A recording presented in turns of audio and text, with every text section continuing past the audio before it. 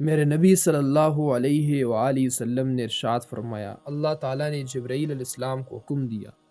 جاؤ جنت کا معائنہ کر کے آؤ، اس میں اہل جنت کی مہمانداری اور عیش و آرام کے لیے کیا کیا تیاریاں کی گئی ہیں۔ حضرت جبرائیل علیہ السلام جنت کو دیکھ کر آتے ہیں اور عرض کرتے ہیں، تیری عزت و جلال کی قسم، جو بھی جنت کے بارے میں سنے گا وہ ضرور اس میں داخل ہونے کی کوشش کرے گا۔ اللہ کے حکم سے جنت کے گرد یعنی چاروں طرف مشکلات اور پریشانیوں کی باڑ لگا کر اسے عام نگاہوں سے چھپا دیا جاتا ہے، اور پھر جبرائیل علیہ السلام کو حکم دیا جاتا ہے، جاؤ دوبارہ دیکھ کر آؤ۔ جبرائیل علیہ السلام دوبارہ جاتے ہیں اور دیکھتے ہیں کہ جنت کے چاروں طرف مشکلات اور مصیبتوں کے پہاڑ کھڑے ہوئے ہیں۔ وہ واپس آ کر عرض کرتے ہیں، میرا خیال ہے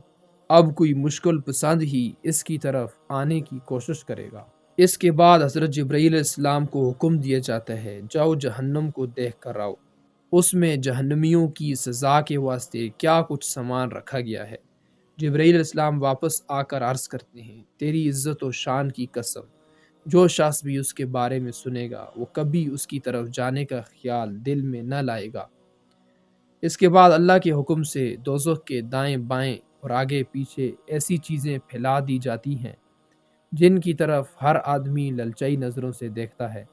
اور اے خدا شناس انسان ہر چیز سے بے پرواہ ہو کر ان کی طرف بڑھتا ہے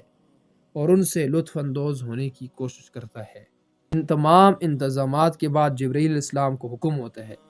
جاؤ اب دوبارہ جہنم کو دیکھ کر آؤ۔ جبرائیل علیہ السلام دوبارہ گئے اور دوزخ کے چاروں طرف عیش و عشرت کا یہ سامان دیکھا تو واپس آ کر عرض کیا، اے اللہ تیری عزت اور تیرے جلال کی قسم، اب تو ہر شخص اس میں گھسنے کی کوشش کرے گا۔